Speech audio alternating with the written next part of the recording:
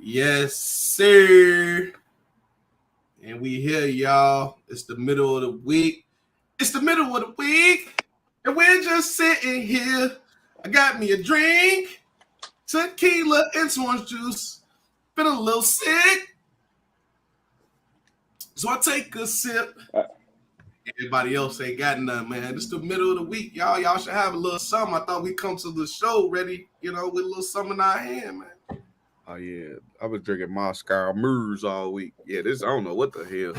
This looks strange. Looks god awful. I don't know what's going on with the camera today, It but looks strange. but we ain't here for that, man. T Knight got a hard stop. He going to New Orleans next week, so Oh, gonna get right to it. So what you going to New Orleans for, brother? We starting now? Hold on. yeah, we live. You don't see it say live? I see it now. I thought we had countdowns around here. Come on, man. We on the other. We on yeah, this. knew we was getting on that 7, man. He could have brushed his hair all that time. Man. Come on, man. For the past 3 years since 2021, You got I made echo. a. You might be on. You on two phones or you see the headphones in. You got echo though. Hold on. What about now? Yeah, no echo now. You good? All right. So for the past since 2021, me and my brothers, y'all know Ray and Raymond, and it was supposed to be a whole bunch of guys. Like we were supposed to make this like a annual thing. So we just started going on Bears road trips.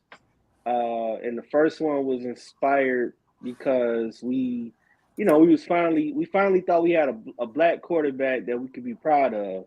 Man. And we ended up making a trip to Cleveland for Justin Fields' first start.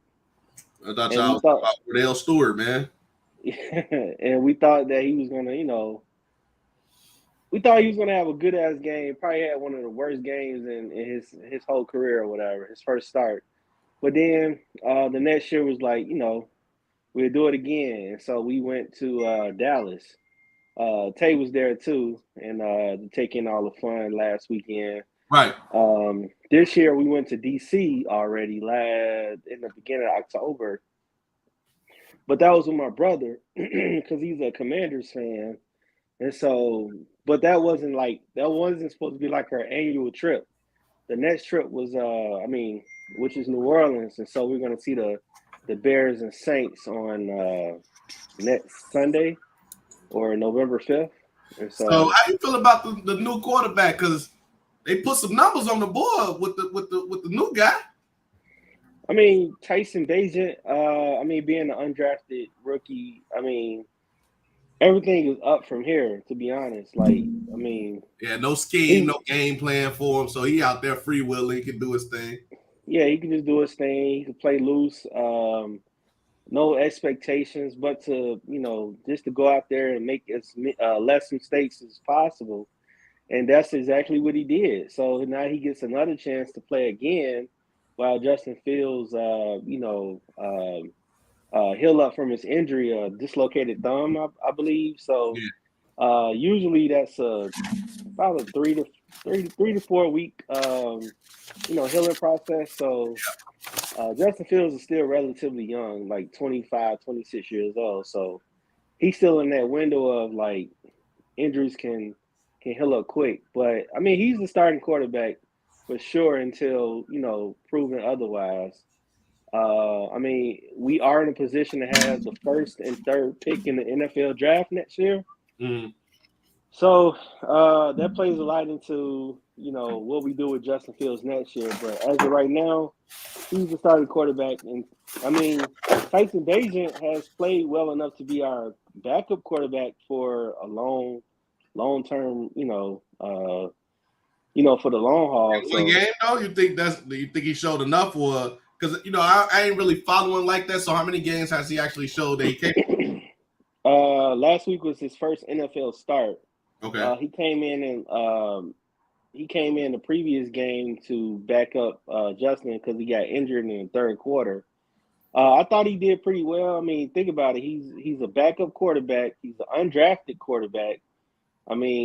it's kind of hard to be a undrafted rookie. I mean, there's 260 players that get picked, in the NFL draft, and you weren't one of them.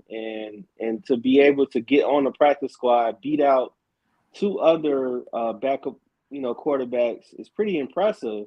Yeah. But he came in, did what he had to do. I thought he showed some poise and things like that. And for him to earn the trust of the coaches, he got in, won his first game, and then now he gets to play again on Sunday Night Football, which is like, I mean, playing on prime time, man. Playing prime time is huge because world gonna be watching you. Yeah, they really gonna see what he made. So what do you think about? So what do you think the prospects said? So score. Give me a score. For the Chargers and Bears. So here's the craziest scenario. Wait. So New Orleans game is when? November 5th. Oh, so next week upcoming is Chargers.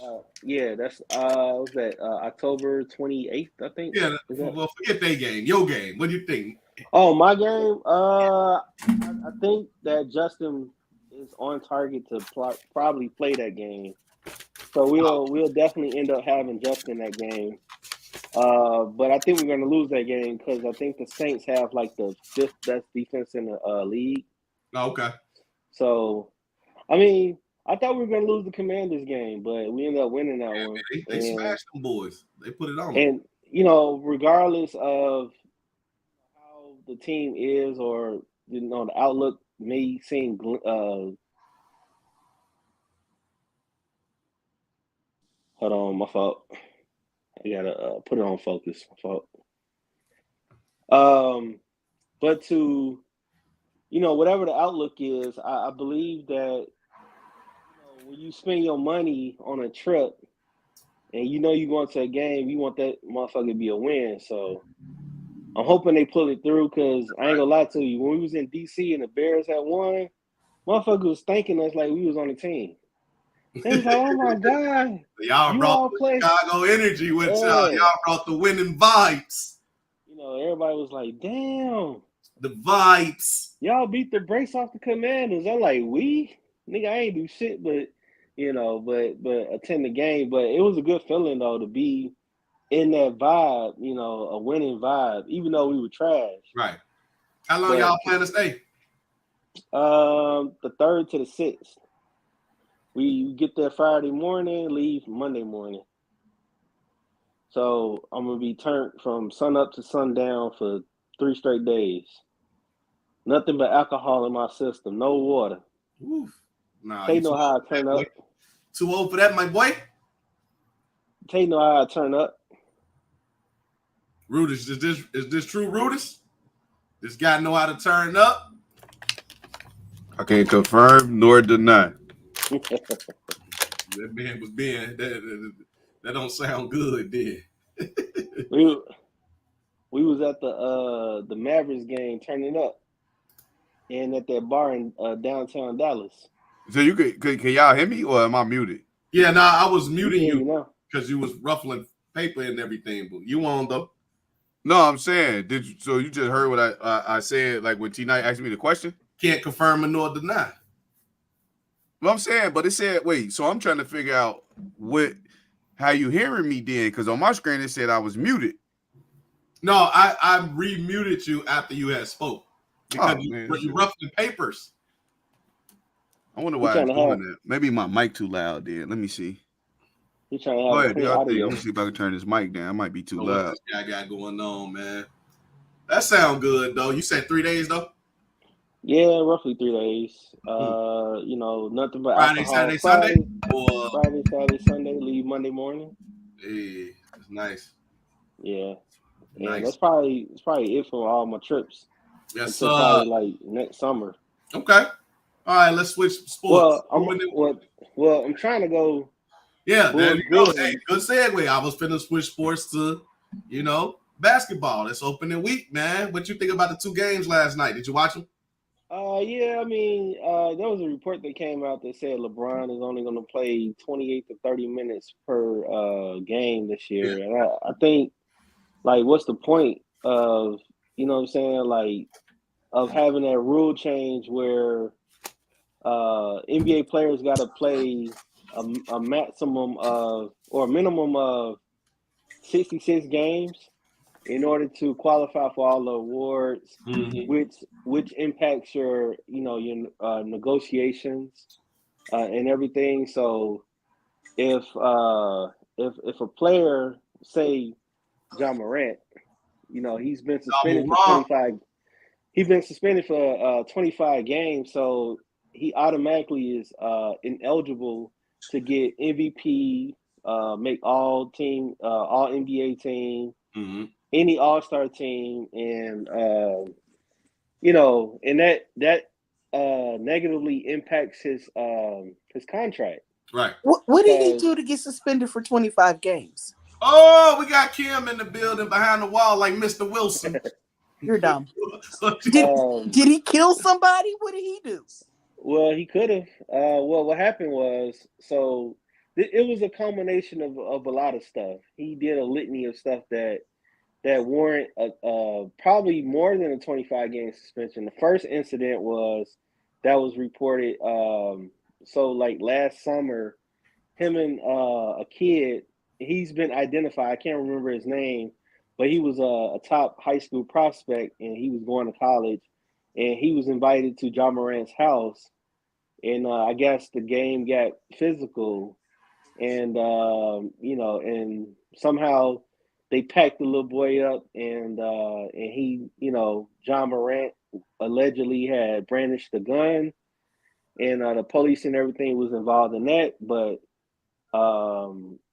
there was supposed to be a civil suit, but I think it was dropped or whatever. And then the next incident was him and his friends after a game in Indiana. They were getting on a bus or inside of a vehicle, and they had pointed a laser towards the security guards of the Indiana Pacers and everything. Doing a whole lot. And Yeah. they said it was lasers, but somebody that was a trained police officer or something said that was a laser from a gun. And so that incident happened, and then there was another incident at a mall involving his mother. His mother got into an argument at a shoe store. She called her son up. John Morant came and had an argument with the clerk. The clerk was scared, ran in the back, called the police, and that was the one incident. And then another incident. Oh, I get the point. Yep. Okay, I get it. but no, it was a series of incidents that makes the league look bad. Not only John Morant, but they don't want to sacrifice what they got going on in the name of this guy acting a fool. Right. That's business. That's big business. And you ain't gonna do nothing to make big business look like a fool. Right. It was a lead up. So the incident that took place, he was at a Denver nightclub, strip club, and he pulled out a little pap, in front on Instagram Live. And next thing you know, he got they investigated, and then he got suspended for like 8 games, and lost some endorsements or whatever. And then after all that, came back, played in the playoffs, and as soon as he won in the playoffs no more, he got on Instagram Live again and brandished the gun again. And everybody was like, this motherfucker is stupid, and I understand, he's young and all this stuff. I was about to say, is he really young? Yeah, he's 24, 25 years old. Okay. And so everybody was saying that he's supposed to be suspended for 100 games or whatever. And the NBA commissioner, I guess, gave him saving grace or whatever again. And gave him 25 games, which is pretty. Well, how many games are in a season? 82. Oh, okay. But the significance in the 25 games is that because he had ended up getting an extension on his contract, which was worth like 5 years, $198 million. And so, but those come with incentives. you know, a lot of that come with incentives where, you know, now they put in a rule where you have to play a minimum of 66 games in a season, and that impacts your pay, awards, you know, major awards and stuff like that, which then turns into like pay or whatever. And so he automatically misses 25 games. So this year he's not eligible for any awards. And so that's significant. And so, you know, So right now he's just playing for a check. No, well, he playing for a chip, but he playing. You know what? He's gonna get his pay, but not the 25 games. Whatever 25 games he quit to, he don't get that money. Ja Morant is a microcosm of Black America right now. Mm-hmm. One of these guys that ain't from the land, that's acting like they from the land after they get a bag of money. Right. Like, why are we working backwards? Right. Right.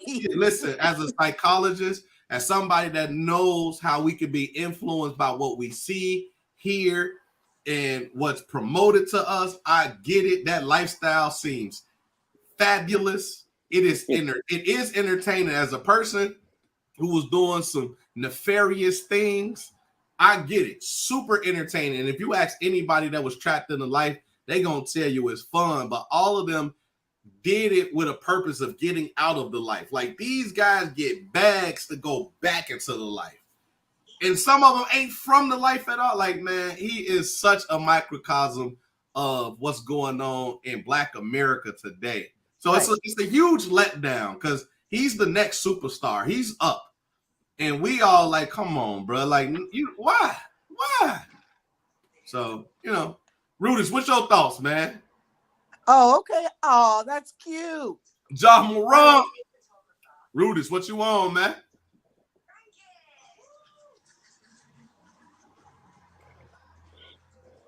Well, I was just gonna answer your question, Dre. That I think the two games yesterday was pretty decent. Yeah. I mean, with LeBron not really playing to 37, 38 minutes like his career averages. I mean, he's in year 21. But when you add that the fact that he's 38, 39. 38, he'll be 39 this year. So when you add the fact that he can't, or they won't let him play more than 30 minutes a game, and then you have Anthony Davis in the second half not even score a point. I think you have 17 in the first half and no points in the second. Come on, G. Yeah, I think you have a recipe for disaster if you continue to have those types of games, especially against, you know, the contenders of the Western Conference. Right. Because you had two of them that played each other yesterday, and they weren't at full strength either. Like, you got Bradley Beal, who wasn't there. Right. And then, you know, you had KD, who probably didn't have his best game, but you had Devin Booker who carried the team. But I'm curious to see how that team looks with Bradley Beal. Yeah. And then you had the Golden State Warriors. Who ended up winning? Huh? Who ended up winning? Phoenix? Yeah, Phoenix won by like 4. Okay, yeah, it was close when I went to sleep. So. Yeah, but I think Steph and Clay had, you know, pretty below average games for their standards. Yeah, Clay was acting. He had just hit like 2 threes in a row, but to that point, he was already struggling though. Yeah, Clay ain't been right since he been back though. If we keep it a team, so. Yeah, I mean, you know, it's very hard to come back. I mean, these guys are 35, 33 years old. Draymond is 34. He's out for like 2 months. 2 months? And so, yeah, he's out for about a couple months. And so, whenever he gets back, so they will have to get back into that swing. I mean, they're in, you know, I think all of them are over year 10. Cheers. Tequila sunsets. Sunrise. Sunset. Rise. The reason why they call it a rise because the orange juice is at the top. Yes, Lord. But just the, you know, as far as first games, like we'll see all the games tonight. I guess the rest of the teams play today. Right. And then you got your big matchups with Milwaukee, Boston, and I think that's going to be the premier matchups this year. and it may start a rivalry. Those two were number 1 and number 2 last year in the standings. Right. So, Yeah. Miami and then- put Milwaukee out that thing, a 7 Yeah. seed versus a 8 seed versus 1. yeah, and so they just announced this year, and too bad John Morant can't be a part of it. They just announced East versus West again. Yeah. In the I just All-Star watched game. Stephen A. and Commissioner. What's the guy? The commissioner? Adam Silver. Commissioner Silver, talking about a reintroduction of the format. He's like, maybe it's a little bit of breaking news, but yeah, they're going back East-West. I'm curious about this play-in tournament, though. That's gonna be curious. When you say they going back East and West, what you refer to? I thought they've been East and West. Oh no, you're right. Before they've been picking teams. Right. Yeah, man. Yeah, I mean, It's been like a pickup game. Yeah, it's kind of weird because you vote East-West, but then when they get to the format of it, whoever's the captain, they pick whoever they want on the team. I mean, they gotta switch it up a little bit, but they gotta figure out how to make it more competitive. Switching it up and being gimmicky is cute. They making it so that they doing it for they favorite charities. But they always been doing it for their favorite charities, though. I The last couple years, I feel like they've been breaking bread with, the winner's charity get a little something. No, but I think that's how you make it more competitive. That's the only way you can make it more competitive. Because it got to be worth something. Something got to be on the line. They got to have many trophies or rings or something. I mean, they do have to introduce something that I think East versus West makes it competitive. The reason why, like, if you look at some APs or something. That shit don't matter, man. Yes, it does. Well, they can buy them, but man, these guys got a bag, man. That not for no All-Star game. You listen, them boys gonna play for Mo because these guys go to the. They don't listen. They don't want to play right now. Shit, they can't even make it through full seasons. Like these guys get hurt a lot, so it's like, why play an All-Star game that doesn't have as much on the line, even if it is a couple more? I mean, look at Jaylen Brown. Jaylen Brown just signed for over $200 million, bro. Like, huh? 300 million. 300 million. Like, why would you want to risk that? But Jaylen Brown played in the 3-on-3 with Ice Cube this summer. Then I mean, everybody gonna be a hooper though. I'm just saying. I feel like Jaylen Brown also is one of them dudes who's like, I like to do what I want to do as opposed to being told what to do too. Well, I mean, I think the East and West introduces that old school nostalgia, that we all grew up with, knowing that, there was a little pride on the line, like the East is better than the West. No, I doubt it was that. I think you more had players who was like, yo, I'm gonna bust your ass in the All-Star joint. And I think a lot of that competition, was leaving, especially with LeBron being in the league. But as LeBron is starting to phase out, I think you gonna get back to more guys just want to have that chip on their shoulder. Like, nah, I'm just finna bust your ass. So that I think will make it more competitive too. You gotta think LeBron came into the league and he started being buddy with a lot of people, and a lot of that take away from the make the basketball game don't look as appealing when everybody's shaking hands. I think we want the old days of them, actually damn near about to fight, even though that ain't never coming back.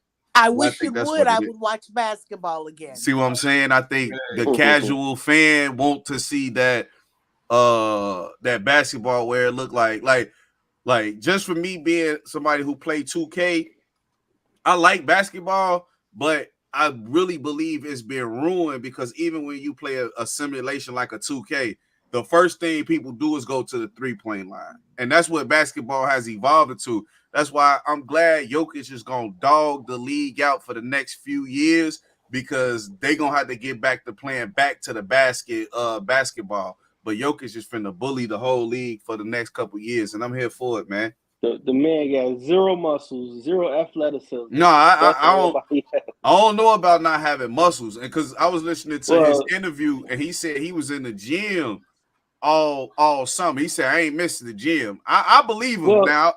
No, well, I guess I should say no muscle build. Like he ain't like, But you don't got Nah, but he ain't got, goddamn nah, he it. got that strength though. but He but ain't I'm got saying that the guys who was like that, they never really did much though. Let's go all the way to Yeah. Ewing. All them big niggas like that never really did nothing, bro. Ewing, fucking Yeah. grandmama, dudes had Sean muscles. Kemp, Dwight Howard, them niggas with big muscles. Dwight Howard. Speaking of, Oh my god! Them niggas with big muscles, man. They ain't never. I'm just saying to say the guys that was really had that muscle. that boy freaky. That boy, physique. that They boy never really Dwight did much, over man. freaky, bro. Why He you have to over- mention Dwight, man? God damn, I ain't want to talk about this shit. Dwight Well, Brolick, anyway. man. Hey, man, whatever he do is his personal business, but you can't take away. Dwight was a dog, but I'm just using him to illustrate the fact that when you talk about the guys with muscles, it's like, what have they really done or even won? Like having big muscles, they ain't never did shit on the basketball court. I'm saying, I mean, they killed. Don't get it wrong, but they ain't won nothing. Like you never seen a champion that was like a real strong physique, like just man, he's Greek godded type. It don't really work out like that, bro. So Jokic is good because he got that big grown man throwing cattles on a ranch type of strength. I think that strength is way different. Throwing cattle. Man, that's good. That's that white boy that's Nordic strength. Yeah, that's different strength. What remind me of a great comparison for him is Tyson Fury. Yeah, that's a fact. Yeah. That's what I'm saying. Like, don't let that like Tyson Fury can go the distance with the best of them. He's not in the best physical shape, but he can go the distance. He got a dad bod whooping you up. That's exactly. So I can't wait. I think he's gonna be on the league top for a few years, and he's not giving it up either. So before we transition from the sports talk, who y'all boys got winning the chip? Who versus who and who taking it home, man? For me, I'm gonna go with Milwaukee.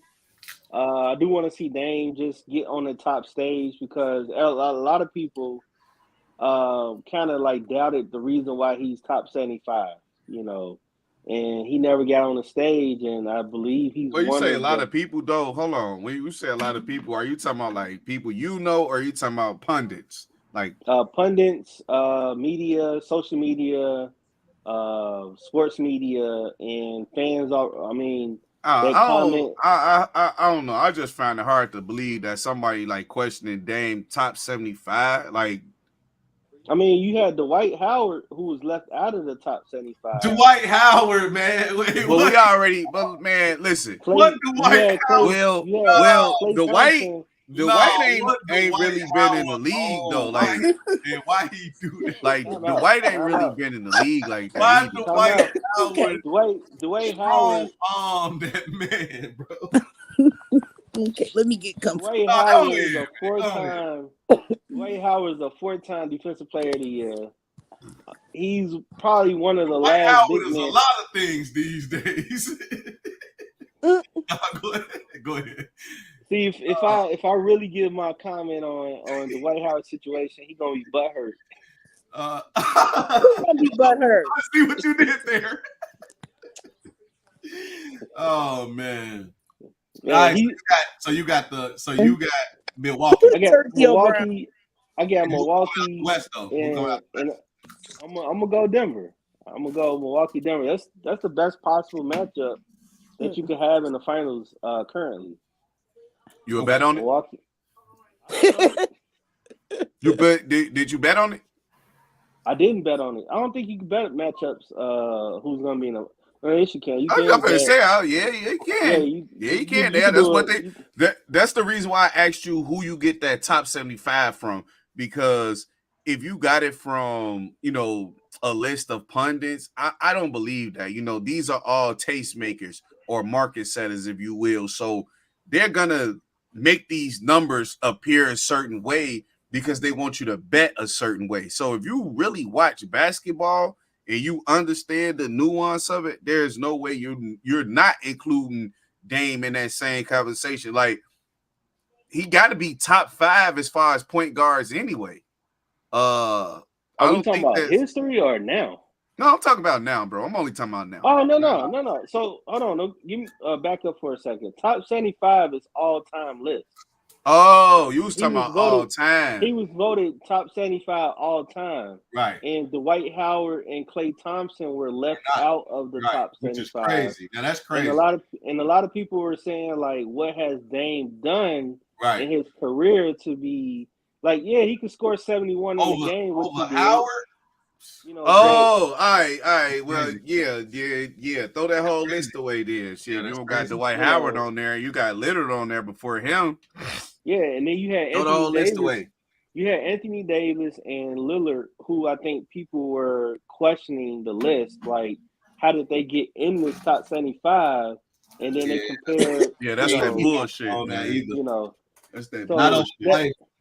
That's where that came from. Like, of course, Dame is still. Oh, I thought you was talking about this year. Dame probably still top 15 this year. You know, last year he was top 10. He dropped 71 in the game with ease just in March. So, but yeah. He got to prove something. Basically, I got that you. Makes sense. That makes Brutus, sense. where you at, man? Who you got? Actually, the exact same.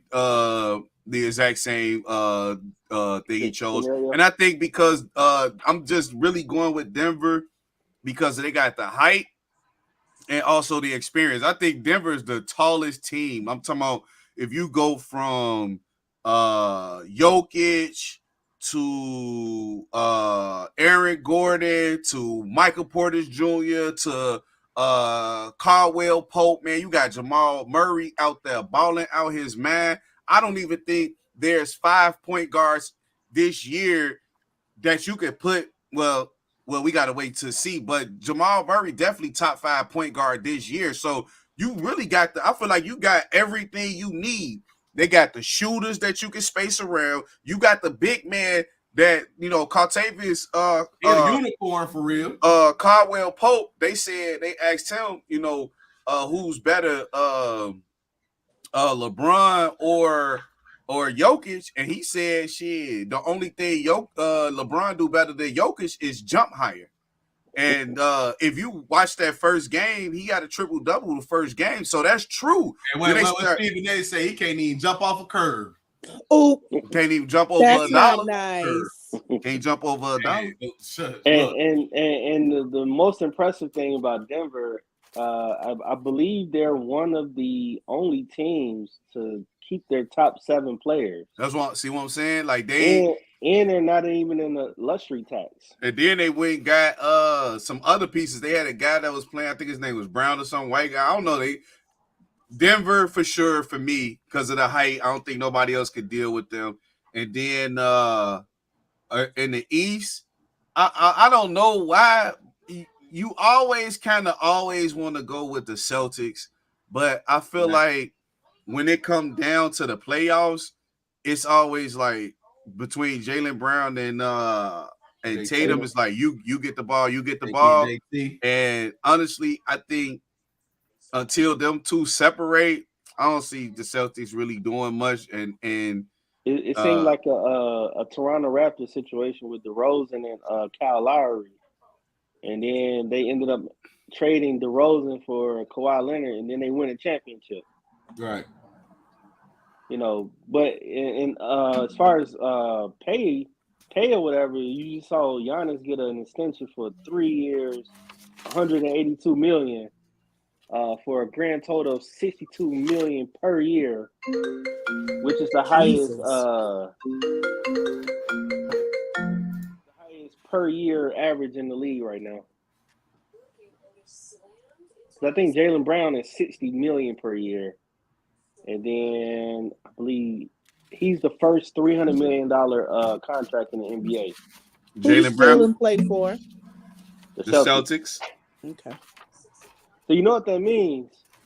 That next year is about to be bananas because I think that's Tatum's rookie contract year, draft class. Yeah, like you got Mitchell, Donovan Mitchell, Tatum.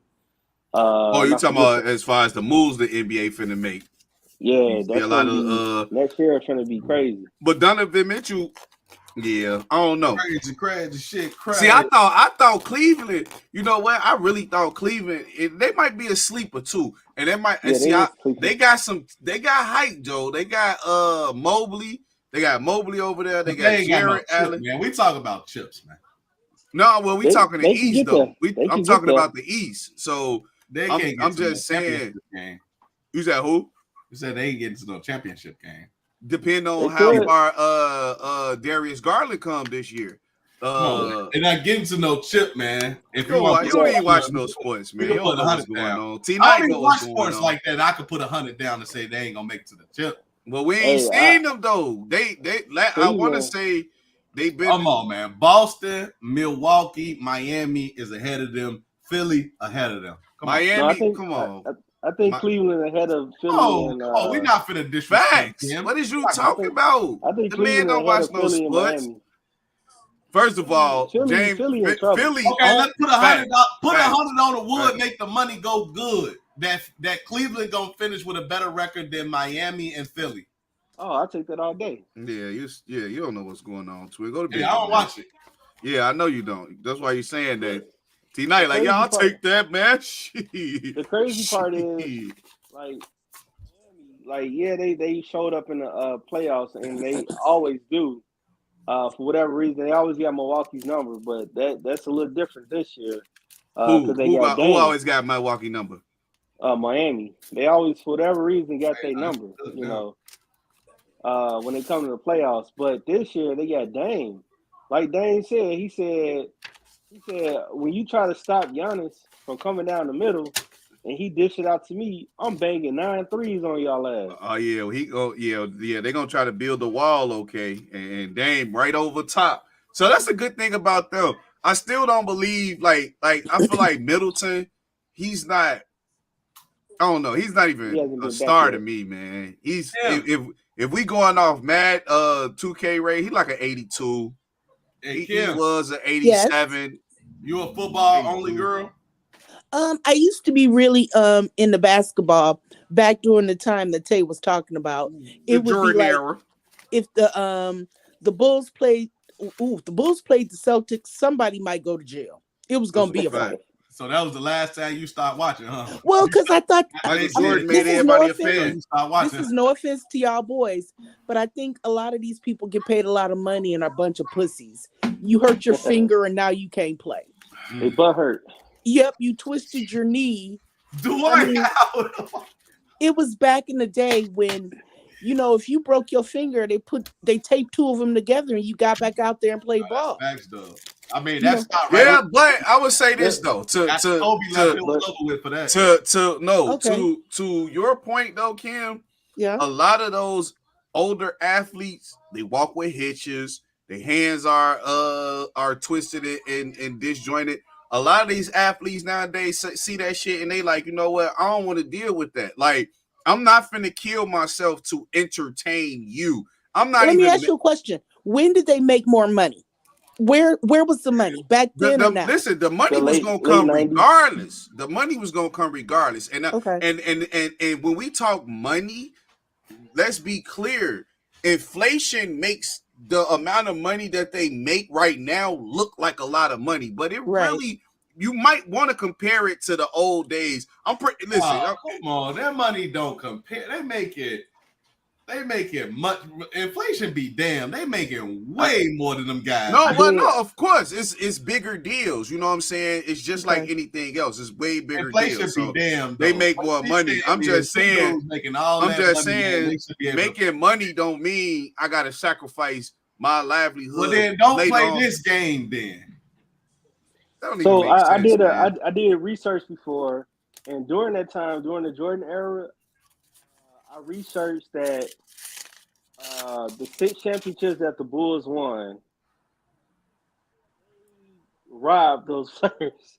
Like even when Michael Jordan got his 30 million in 97 and then 33 million in 98, they like the Bulls management really raped those players out of money. Like they got the cheapest championships in history.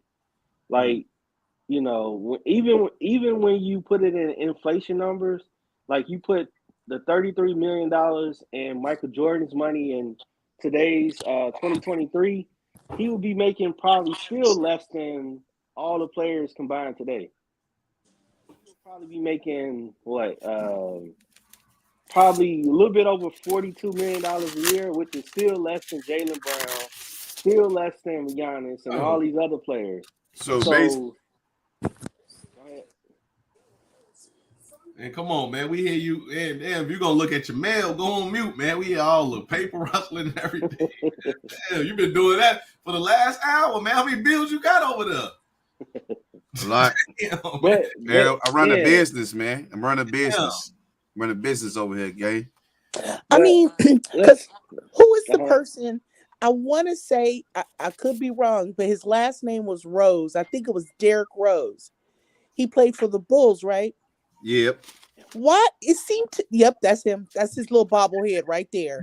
And he played for the Grizzlies now. Well, he seemed like he was always injured when he played for the Bulls. Well, yeah. I mean, well, so that's a different thing. I think that's genetics with him. You know, I don't think that has anything to do with nutrition or, you know, his bone density, his ligaments and things like that. I don't know why he couldn't just stay healthy or whatever, but I think it was more so genetics. And so you think he had something else going on? Yeah, I think it's genetics because, I mean, there's no way a person can continue to get injured like that, and especially when you were still 24, 25 years old.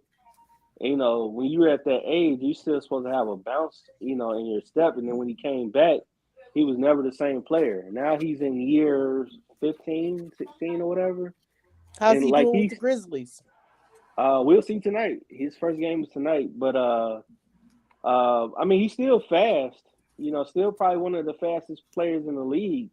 But he doesn't have the same athleticism. I mean, being 34, 35 years old, you know, we all know you lose a few steps when you turn 30. Like, you know, I know firsthand, like I tried to play basketball, my mind thinking that I'm still 24, 25 years old, but my body like, damn. Not so much. You know, my body telling me no.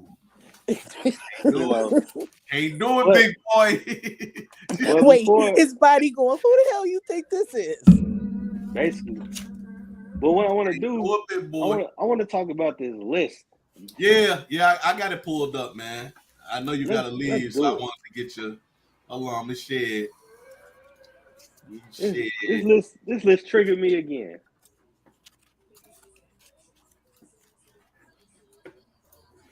Zoom in on that. Let me see if I could. Ain't no zoom in. Let me see. Damn it. Oh, here we go. Look at this. No, that's some zoom a little bit. I just don't. I'm trying to see if I can capture it so that it can show the whole list. Nah, that's the best I can get it. Hold on, maybe. Well, it's cool. I think I can zoom in. No, I can read it. Come on now. Yeah, so basically, listen, it's women. We don't know which women are who. We can speculate. Came up.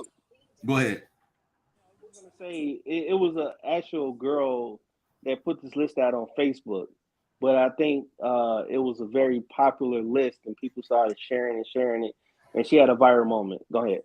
Yes, sir. So she says this is a list of places that women absolutely refuse to go on a first date to. And thank you to all the ladies who reached out to me that helped me make this list. What y'all think? I can't really see it. No, I got you. So just hear me out. Okay. So let me see if maybe I can make us smaller and make that bigger. Pause. Can you see it a little bit better now? Was it still fairly small? Yeah, it's still written for mice. Oh, gee. Well, just read some of them. It's because it's the view. It ain't long form. So anyway, so the list goes. Women said they don't want to go to Cheesecake Factory, Applebee's, Chili's, Chipotle, Olive Garden, the movies, Your House, any fast food chain, Buffalo Wild Wings, Wingstop, Red Lobster, any buffet, IHOP, Denny's, the gym, church, Starbucks, any coffee date, any ice cream date, any family function. They don't do movie night, no Netflix, no Hulu, no nothing.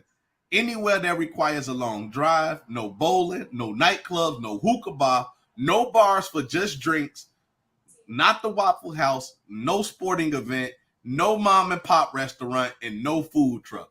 They said if you take them anywhere of any of those places on the first date, you struck out with them. Okay, so in other words, it's got to be a high-end restaurant or a museum. I like the way I mean, museum sounds great to me. For real, museum sounds great to me too. Well, what happens if your first date is, let's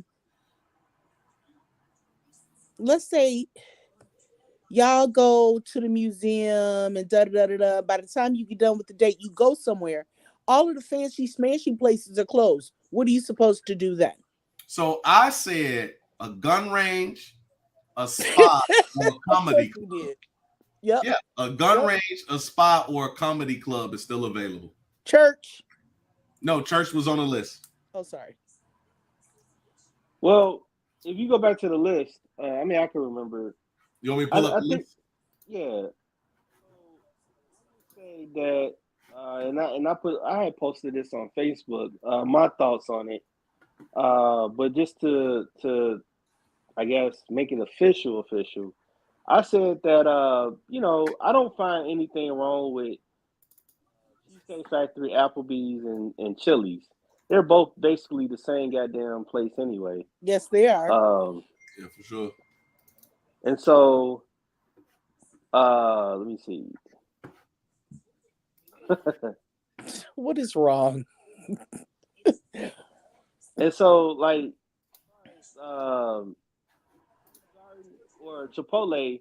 So, if you really think about it, and I think we've all been here or been there, like we've liked a coworker at our job, whatever, and or somebody that was like, worked in the same vicinity, and you like them, and you want to go on a lunch date. And I would think that Chipotle would be. You just like took the thoughts out of my head. I was gonna say, what if it's a breakfast date? What if it's a lunch date? Lunch date. Those are perfectly fine with me. Olive Garden, I feel like you got to be more of a family-oriented person to go to Olive Garden. You got to be a what? Like, I mean, like a family-oriented type person to like want to go to Olive Garden. Only reason why is because it's not authentic Italian food. So I like their soup, salad, and breadstick. Everything. Well, listen, they said any Well, technically, I guess it's fast casual. But okay. They said any fast food chain. But so the thing is, if you want Italian food, you would go to like an actual authentic Italian place. It's almost kind of like you're not going to take somebody to Pepe's because they're not authentic tacos, but you'll take them to like Los Camales or something, like where they serve actual authentic Mexican tacos.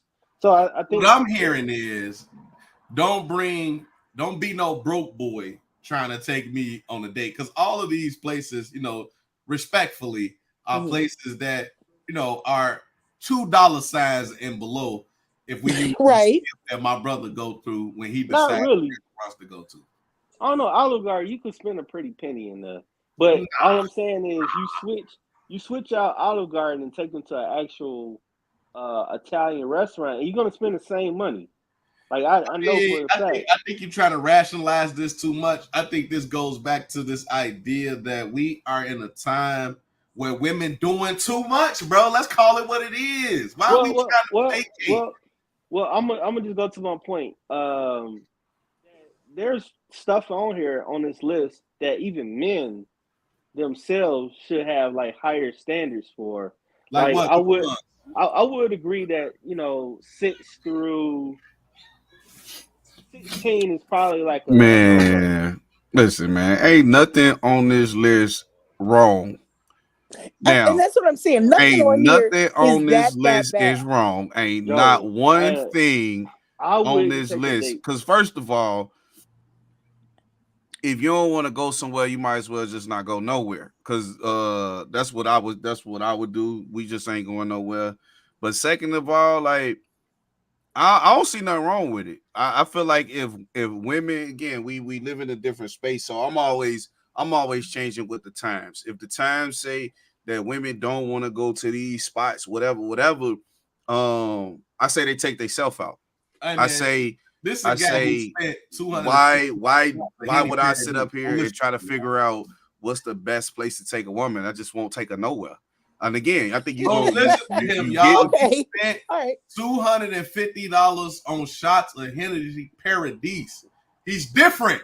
This guy different. He not taking you to any of these places anyway. Yeah, that's what I was thinking. I never shit. That was never my options anyway. I don't look for that stuff. But see, that's what I'm saying. Like me, as far as like me, if I'm trying to impress a girl, I wouldn't take her to no goddamn Wingstop or Buffalo Wild Wings. But this is the thing though. These are first dates. Right, that's what I'm saying. I wouldn't do that. It depends. The reason why I say it depends because first of all, who am I taking out? Okay, there's just like there's tiers of men, there's tiers of women. Facts. Where did I meet you at? Right. Where do you first of all, where do you currently live? Where you take yourself if I'm picking you up, let's say from O Block, you out your damn man if you don't think we got going to Wingstop. You getting a full and fries, the future crazy. And I'm gonna have on my Gucci. You're getting sharks. You're getting sharks. We're going to Sharks. We're ordering the catfish steaks. Stop it. Look, I ain't gonna get you the fillets, baby. You can have the steak. I was gonna say, you can have the steak. You can pay a little extra for the steak. So we get the steak, but you know, if I meet you, let's say I'm in Highland Park. It's a lot of upscale. They drive Benzes and BMWs. Now I know what. So I feel like it depends on who's asking it to do the take it. So just like men, women require different stuff. I don't see nothing wrong with them asking though. None of this stuff is wrong for them to say like. But again, if you meet me and I'm physically in shape and we talking about getting to know each other, I might want to take you to number 15 on the first date. Because why, as a man, would I want to deal with a woman that I know I'm in the gym, and if I'm dealing with you, you might not even support my gym thing. Let me take you there first and see how you finna get down here. Then I know if I'm gonna waste my time with you or not. So, ain't nothing wrong with it. All right. Well, let me ask this though. I don't know if you'll know the answer, but was this list comprised of only Black women? It may have. I believe so, because these are all ghetto places. That on the real. Okay. Ain't no Cracker Barrel on there. Well, I was gonna say some of those people in where you talking about, they have Olive Garden in Highland Park. You know what I mean? They've got all of those things. And they probably wouldn't even be complaining if you. That's my point. That's what I was about to say. Hey, they're having this over there at Olive Garden. I love the soup salad and breadsticks. You want to go there? Sure. So see, I'm not going against Olive Garden, to be honest. What I'm saying is, if you yourself, because they say first impressions is everything. If I'm going to do Italian food, we know that Olive Garden is not. It's the McDonald's of Italian food. Man, but like you said, first impressions are everything. When we see the whole video you're not gonna see Olive Garden in Italy. That's all I'm gonna say. Well, yeah, you know what I'm saying. So, but that goes back to what I'm saying. There's a certain tier that you obviously would be dealing with at that point. Yeah, you guys. If you're in Italy, guess what? That woman gonna be skinny and she gonna be in fit. And a lot of these places you probably wouldn't take her to anyway because it wouldn't mess with what she got going on.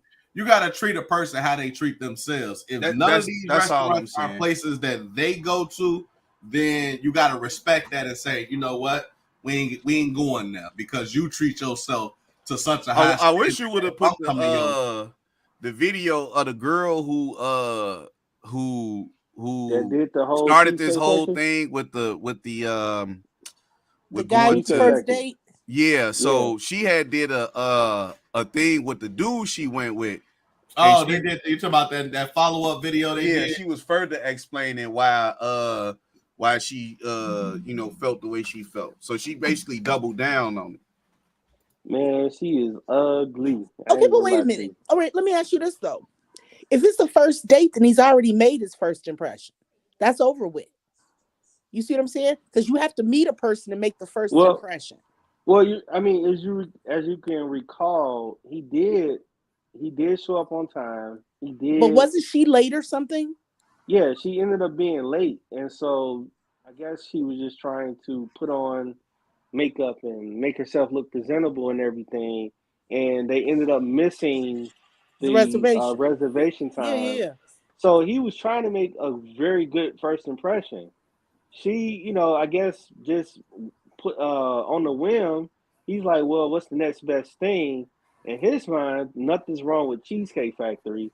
Right. So he took her there. And to be honest, every Cheesecake Factory I've been to looks elegant to me. They look elegant for sure. I think most people that I've seen respond to the Cheesecake Factory thing has mostly talked about the food, though. They've just talked about how, the quality just isn't there. Yeah, it's not there, but the ambiance, the ambiance is great. It's a great first. I mean, to the women that probably said, drinks, going to a bar for just drinks is not a first date type of thing. They're sadly mistaken that. Well, they didn't say an arcade. That's true. And like him said earlier, the museum. So, every year they have jazzing at the shed. They sure do. Yes. And you can go there and you can have some wine and whatever drinks they have there and walk around and see the aquarium and everything. And to me, I ain't gonna lie to you, that's a perfect first date. They have the lights at the zoo. That's coming up next month, even though it may seem kiddie-ish, but the ambiance, the atmosphere, everything is perfect. To me, it's just basically a walk in the park, and then you can go.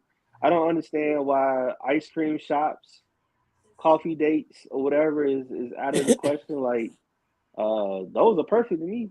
I mean, I spend a lot of good days in Starbucks just chilling, relaxing. A lot of Starbucks have lounges.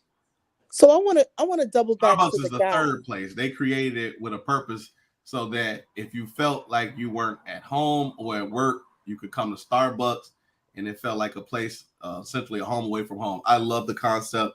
Howard Schultz is somebody that I actually really admire as a leader and what he was able to create. So there's that. But Kim, please, sorry. No. Who's Howard Schultz? Howard Schultz is the founder of Starbucks. Okay, cool. Okay, well, let's expand on this chick that was late. What would she have had to say if that young man felt like I do about my time? Sweetheart, the reservation was at 5. It's 7. I'm up. Now, would she be mad then? Probably.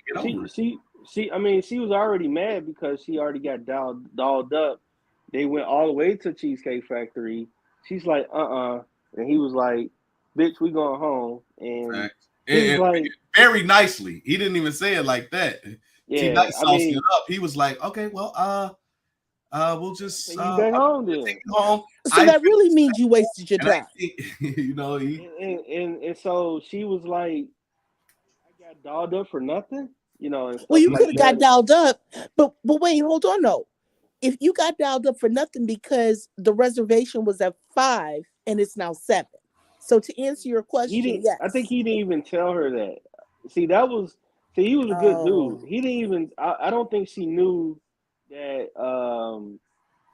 He told her to be ready at a certain time. But period, point blank, stop right there. Women ask for today, which is actually take charge, have plans, show up on time, and take you somewhere where you can go and enjoy yourself. And basically, she played the victim. She sure did, because if he said, and it's a first date, so everybody is watching how everybody else moves. Right. So if he said, be ready at 5, and let's say that you give yourself, if he said be ready at 5, be ready at fucking 5. Facts. It's just that simple. I'm sorry? I said that's all you could do. If it was me, again, I'm a professor. If I show up to school 15 minutes late, my students are gonna leave, and that's gonna be that. Right. That's the way I'm approaching things from now on. Unless you my lady, which she takes forever. But if you 15 minutes late, you're getting left, bro. I'm leaving. I don't have time to waste no more. Amen. 15 minutes and then I'm going home and doing something else. Period. Now, I mean, so first impressions, like the man got a lot of patience. Oh, so, very much so. You know what I'm saying? He did. So, like, I mean, the fact that he tried to have a lot of spontaneity, what they call it, spontaneity. Yeah, he was trying to be, mystery, mystified or whatever. Like, it was gonna be a surprise. He was probably like, "Ooh, I'm finna get her. I'm finna take her down tonight." And then for her to, be 2 hours late or whatever, however long she was late, but to Tay, right? So when you look at the video and she doubled down, and then I got the video, but it's 38 minutes long, and I don't know what exact part I should turn it to. Otherwise, I don't think she really made a point to like a different point. And the only thing that was that any apology? Let me ask that. Did she ever apologize? Well, no. So in that first video, when she realized that what he was trying to do, she never apologized though. But in a subtle way, she was like. But she never apologized though, right? Not directly, but what she said was is doing a lot. The woman never apologized. What she said was when he had told her that she was going back home, she was like, Can we meet in the middle? I think that was her apology. Let's compromise. But she never apologized though. That is part and parcel, a part of the problem. But wait a minute. Her apology. Wait. Okay. That ain't no apologies, and that's why women are not accountable now, because they can't do something as simple as apologize. And if that man was late, he would apologize 50 times. Well, it's just human courtesy that if you're late for something, you apologize for being late because you disrespecting somebody's time. Period. Right. And that woman never did though. In that first video. Now I don't know about the second video in which brought them together. The only reason why I looked at the second video is because I wanted to look at her full body, and you got a chance to see what she really looked like. And she Cheesecake Factory, period. Yeah, she looks like she goes to. She looks like she goes to Cheesecake Factory. She looks like she goes to Checkers. She doesn't look. She's not super big. She's super tall, though. You can see that. Yeah, she's definitely 6'5", which leads me to believe WNBA. I think that go back to what Ty was saying though, because Ty was saying how dude looked short when he was in the car. Yeah, he is short. No, he's clearly short. I think he's average 5'8", 5'9", but she's just 7'3". Yeah, she's tall. Okay, she's Victor Wembanyama out here. But how dare you put down what he came up with an idea. It was a surprise. He asked you to be ready and you weren't. And then, because I mean, he could have said, take your ass home and have a bologna sandwich. But instead, he said, let's go to the cheesecake. How can you not compromise when you fucked it up? I mean, let's just examine her looks right now, even after the video, and saying, and this is how she looked in the video, though. Yeah, I mean, now you can see the full body, and to her. Well, I'm not gonna examine her like that because there are a lot of tall women who have to probably dress like this because there aren't a lot of big and tall stores for women, So And so It's a very tall woman. Seriously, though, she is tall. Yeah, she's got to be about 6'3", 6'4", and you know, and you can see her posture. My boy was trying to look at him. He looking like all I was doing was trying to climb that ladder, man. That's all he was trying to do. He said all I was trying to do was climb that ladder, man. So I didn't see the full video, but I'm assuming that they've amended because of this viral moment, and they probably did go on dates or whatever. Well, just scrolling the comments, it looked like she was doubling down, and there was a lot of people that were saying, you know, let me. Matter of fact, I'm just gonna go through some of the comments while we go ahead. Yeah, read some of the comments. Yeah. The first comment. Rise and shine, beautiful souls. The first comment goes, as a black woman, I am embarrassed by this foolery. Second comment, I find it ironic that she refused to go to Cheesecake Factory and find it embarrassing to dine there, but she will forever be known as the Cheesecake Factory lady. Third comment, this guy is husband material. I genuinely hope he finds his person soon. Fourth comment, this woman has such a chip on her shoulder. She is not all that to think she's beneath the Cheesecake Factory. Dating in ATL is already a challenge. The fact that someone wanted to take her out for a meal and not ice cream or Starbucks, she should be honored. They did nothing wrong. He was right to take her home. Good luck now trying to find a date. The next one, as a mother of grown men, I can't imagine someone treating my sons like this. This young man was so respectful to her. He deserves a woman who will love and respect him. She showed him her true colors. Jay, move on with a young lady who will appreciate and respect you.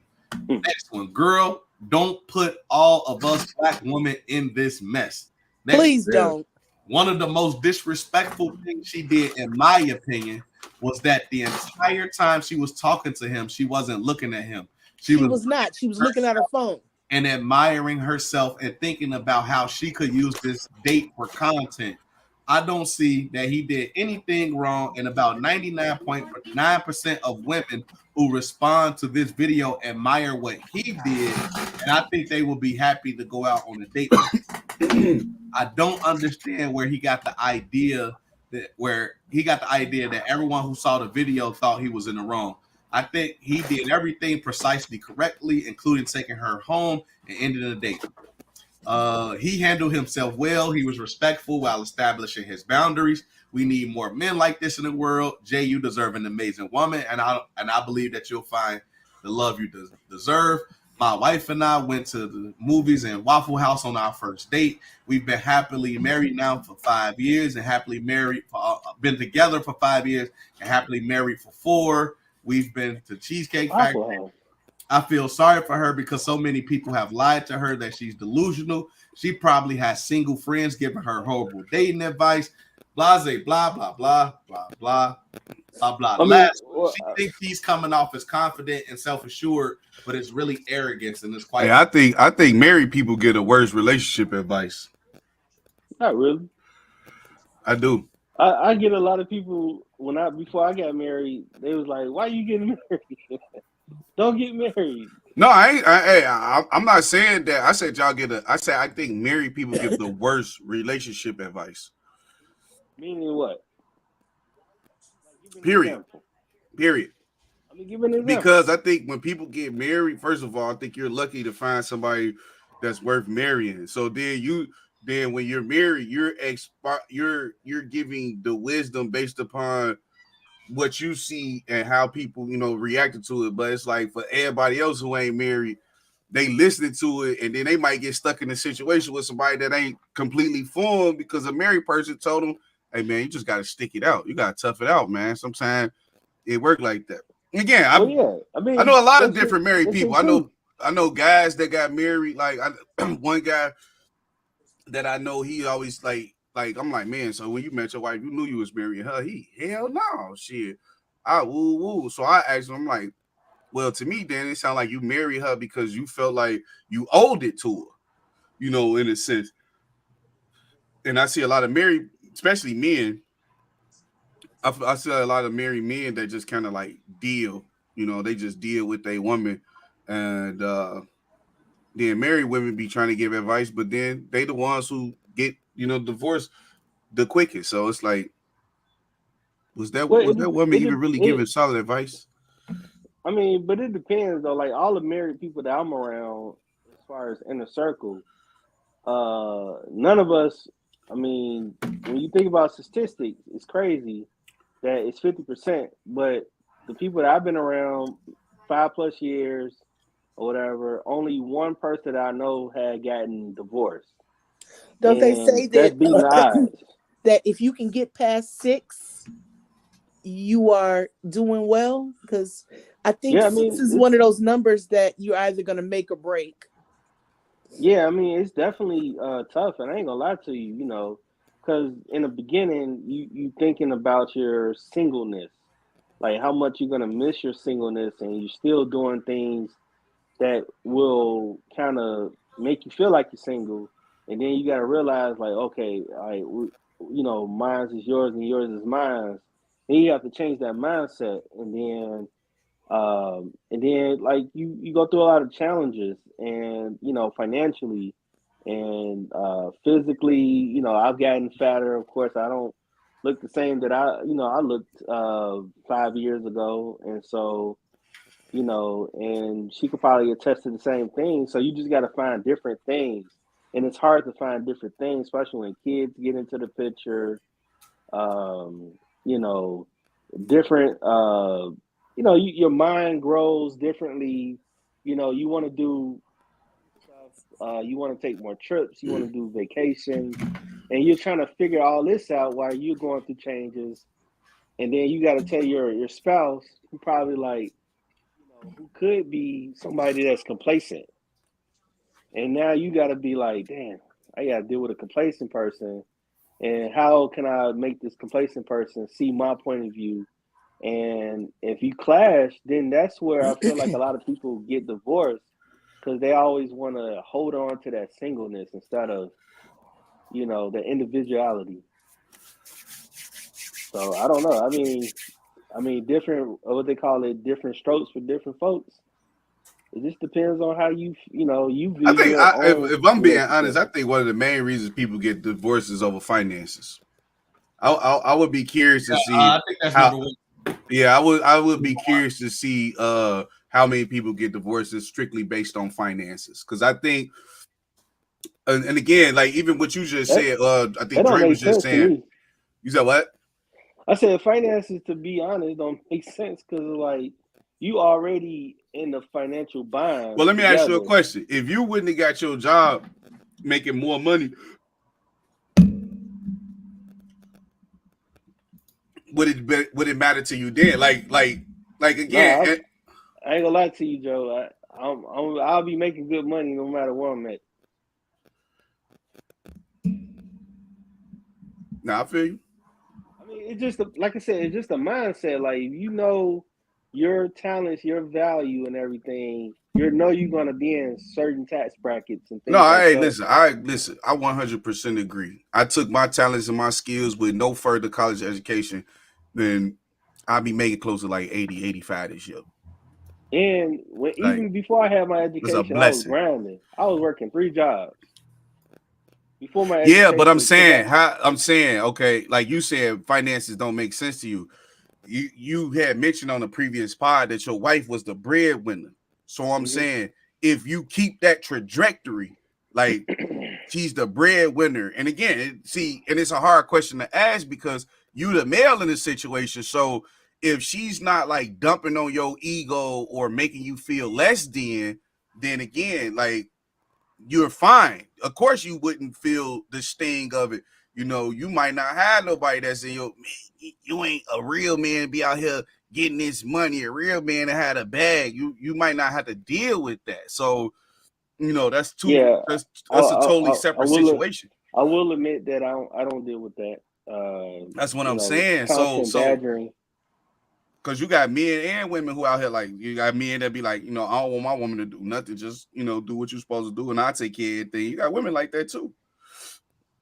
Well, that's superficial or unrealistic point of view, to be honest, because there's no way that if you're in a Well, I mean, Dre got the numbers up right there, man. He got the numbers, so you can't say what's unrealistic when the numbers telling you what it is.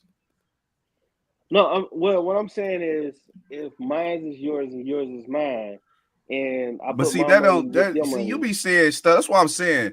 Married people get a worse advice, bro, because that ain't never had work. Like, is with a woman is what's mine is mine, is what's yours is ours. Everybody know that. But that's not how it's supposed to be. It's supposed to be you're supposed to be one unit.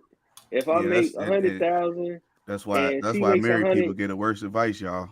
But look though, if I make 100, you make 100. Guess what? That's 200. We got 200 though. Facts. We got 200. Period.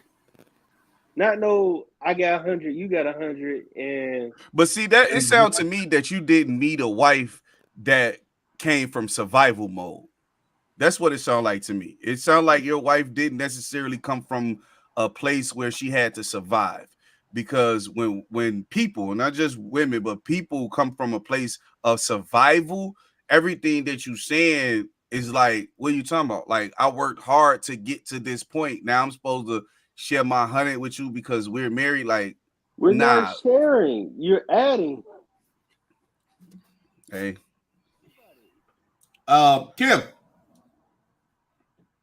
Kim, sleep. Oh, damn. Is Kim sleep. Sharing, and if I'm putting everything to a pot, we have 200 now. And so if we have bills and stuff that's in the house, and if it's 50-50, we still have the same money. Less, because now if you get divorced based on money, guess what happens? Now you got to take your 100 plus your bills that you already accumulated, and now you got to pay for all of that 100%. Now you're in more financial trouble. Right. I think Niticus know what he's talking about. I you know what? So I was trying to talk to Kim because Kim is a now divorced person and formerly married person. I don't know how long they was together and how long they've been divorced, but I would have loved to have been able to ask that question of what happened to them. I think she's still on, or she was just in the background. Well, I just texted her to see. I put her in the background because she might be sleeping for real. She did talk a little bit earlier about being sleepy. I mean, through text. I just texted her, but regardless, was this triggering? No. Okay. She was already talking about being sleepy, but I was just saying, regardless, though, that's one of the things that I can admire about T Knight in the relationship that he has. Very genuine folks that seem to have found each other and don't need all of the extras on the outside, because most relationships, there's always something underlying that folks that have been together 40 years. But see, I'm not, you know what I hear what you're saying, but one of the main things for T Knight in this situation is, like you say, he started dating later on in his life too. So he was already mentally coming to the table ready for that type of commitment and all those stuff that it takes to actually be married. Get what I'm saying? So instead of coming to a situation where he's still trying to discover himself and find out who he is, he was comfortable. So would he say, well, my wife was the breadwinner, for years or whatever, he comfortable as a man within himself to, all right, shit, my girl make money. You feel me? Like, but a lot of guys can't handle that. So they, even if they woman wasn't pressing on them, like, I'm paying in. Man, the question is, as a man, would you be comfortable with Dwight Howard? No, go ahead. No, that's pause. Why would you be comfortable with Dwight Howard as a man? What are you talking about? What are you talking about? What are you talking about? What, comfortable in the post? Comfortable with him backing you down? Hanging out with the man one-on-one. Oh, yeah, he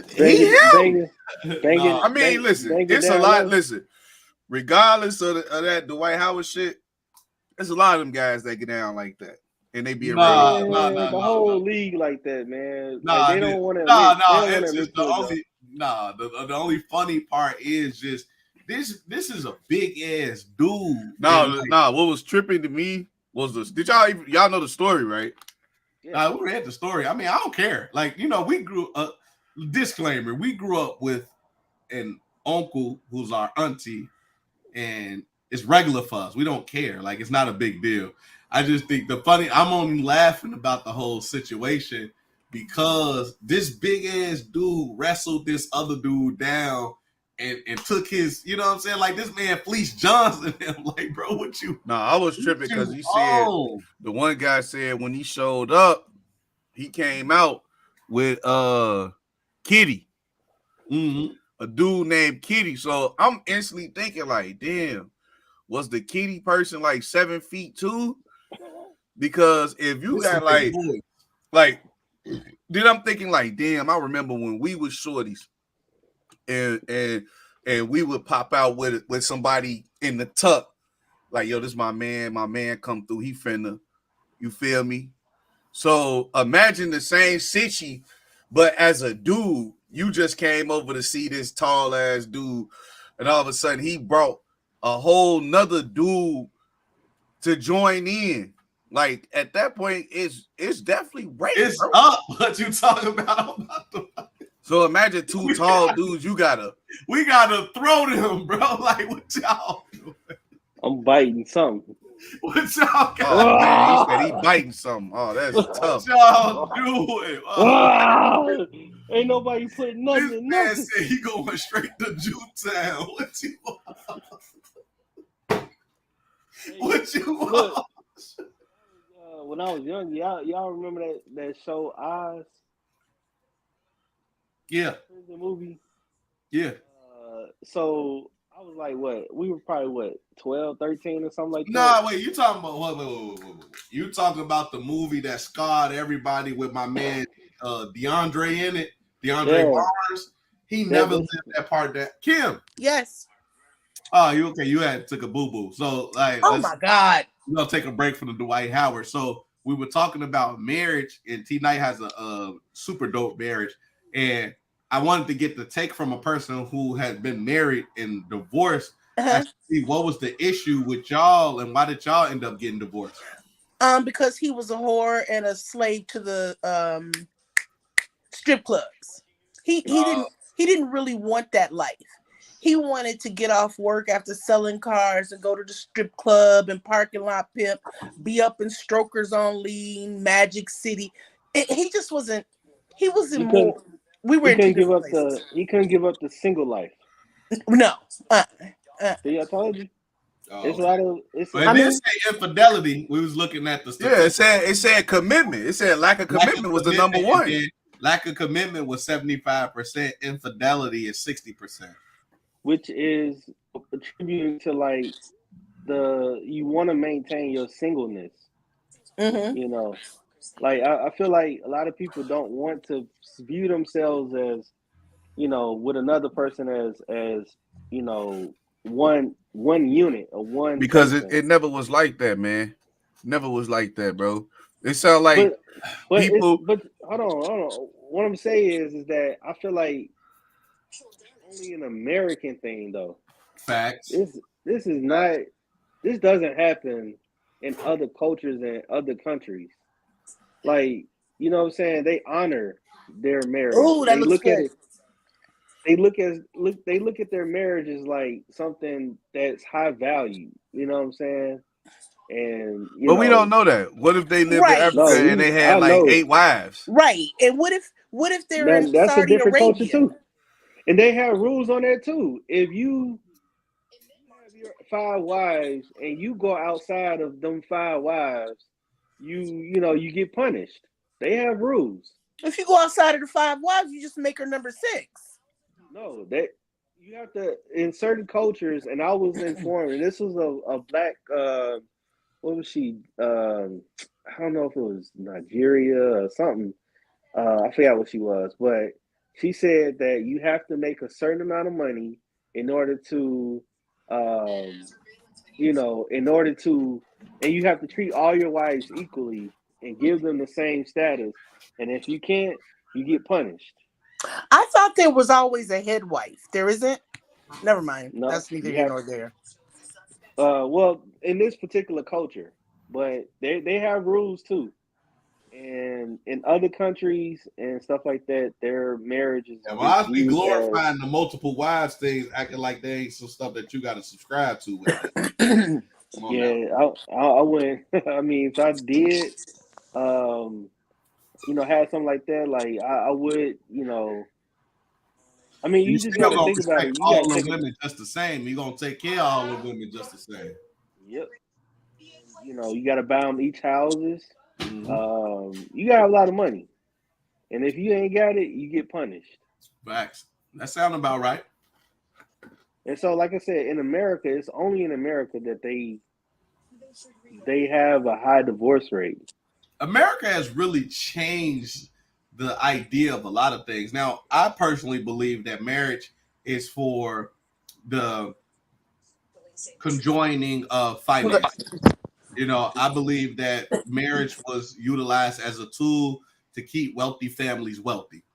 And even if you wanted to go like down the line, and once the family started having kids, yes, y'all are members of the same family through marriage, but technically y'all aren't really connected. So then you even utilize that when we talk about arranged marriages and things like that to make sure that the wealth and accumulation of stayed within the family.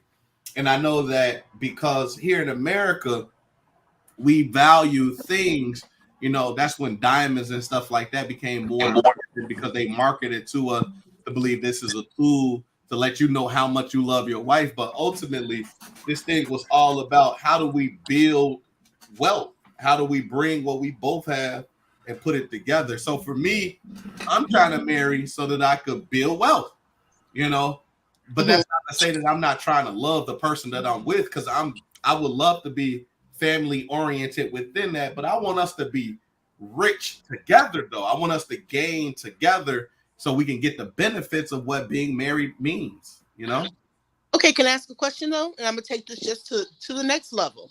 Mm-hmm. What about the concept and the idea that your soulmate and the person that's supposed to be for you is not gonna be on your block zip code? How about that? She might not be the chick you went to elementary school with, but the chick with who you went to elementary school with is the one that's around. Are you saying like while you're married, there's someone that is more suited for you that's out there? No. Say you single, right? Mm-hmm. If you haven't traveled, if you haven't explored, if you haven't, I don't know. I don't necessarily know that the ancestors would be so kind to drop the person who is supposed to be for me within a 6-block radius of where I am. That's all I'm saying. Well, I think you kind of broke up. Somebody was moving or something. Can you repeat that one more time? No, let me say. So basically what she's saying is this idea that there's a soulmate or someone for everyone. Right. Mm-hmm. Does that mean that, because most of us generally find that person within our sphere. Social circle? Not even social circle, but, within what we know. So whether that person went to school with us from grammar school, high school, or college, it's just this closeness of a person from where we from. Like, how do we know that essentially our soulmate will be from Chicago, Illinois, and we went to 3rd grade with them? Right. Absolutely. I mean, I've never subscribed to, like to that idea because it's like, because you don't know who you are. How could you? Man, simple as saying you attract who you are, man. At the end of the day, you attract who you are. Like that's it. That's all. I listen to T Knight's story. He always talk about where he was at and where he was trying to get to. And again, I look at stuff like that. He obviously met with it at his wife at a time where he was, knew who he wanted to be, where he wanted to go. it's easier for a woman too to deal with a man that got at least an idea and she could just come in and add to it versus you might want to, you dealing with somebody like myself growing up. I didn't know what I wanted to do, how I want to get there. So you definitely gonna have to go and deal with me and my growing pains while I'm growing through certain things and trying to establish myself where I want to be at in life. So it's a little bit, I just think, as far as finding a soulmate, if you believe in that sort of thing, I just think it's about finding who you are first. Then that person you're gonna run into them because you're gonna be living your life so pure that it's gonna happen for you, period. Especially if you pray on it and you really want it, like how they always say, like you know, God to give you what it is that you ask for. You just gotta be really what is descriptive about it, you know. So I truly believe in that, you know. When we talk of soulmates, you know, that was word, but I meant like your partner or the person who you're supposed to be with. So right. I mean, be who you're supposed to be. But is that a real thing though? Because if you really think about it, if we all adults, right? We probably had partners, from the time we've had our first sexual experience to now or whatever. Do you think that it gets tainted because they talk about soul ties, and your soul is probably a part of like. I don't know if I believe that, bro, because I done been. No, hold on. What I'm saying is, do you think that gets tainted in your mind? So because you've already been with like 40, 50 people or whatever, that you at some point thought that person was probably for you for the moment in time. So we become kind of, what I'm saying, like our minds get warped. And so that idea of soulmate kind of like, it's not. No, I don't agree because I feel like it was like maybe like 3 or 4 that I met that I'm like, yo, them the ones for me type time, right? But that don't mean that's how they felt. So how can I feel like this my soul tie or this my soulmate if they don't feel the same way? Well, soul ties just basically. I mean, soulmate. I ain't talking about soul ties. I understand. Okay. Soul ties. Once I have sex with somebody, then I'm transferring energy with them, type shit. Right. But I'm saying I don't agree because I got so many soul ties out here. If that's the case, like, it's a lot. So I don't know. Well, I'm just saying, like, I just feel like our souls, if you want to believe, into soul mates, get tainted because of our ties to different people. Dwight Howard got a few more people that aren't. Nah, I don't know. Like I said, I really believe that once you, I really truly believe get off my man Dwight. Once you find who you are, and because even when you meet somebody, like the way you know that this person is for you is because you start off being exactly who you are. You don't change. You don't do nothing but be who you are, and they accept you 100% for you. That could mean that this person is meant for you. So but then again, you got some people who would just deal with you because maybe they don't know. I don't know. Again, I feel like a lot of people don't love themselves because a lot of times they put up with a lot of stuff that they wouldn't deal with if they actually like truly love themselves. So that's what I'm saying. It's like if you don't love yourself, how could you even know that you love the person that you went 100%? Because in order to truly, because when you love something or love someone, you 100% are willing to give to them with nothing in return. So even if they gave you hell, you still would give them heaven every time they walk through the door. Period. Well, that's why I said like you as a person is tainted because whatever experience that you had prior to, led you to believe that you don't love yourself or you have to heal from whatever you're healing from. And so that's why I said that we are tainted once we. Nah, I don't think they got nothing to do with having sex with people, though. I think it does. Because again, some people literally have sex to have some type of emotion. Like they literally like this is the way they like some people choose drugs, some people choose alcohol, some people choose sex. Like it's sometimes it's just a way to man, I got so much going on.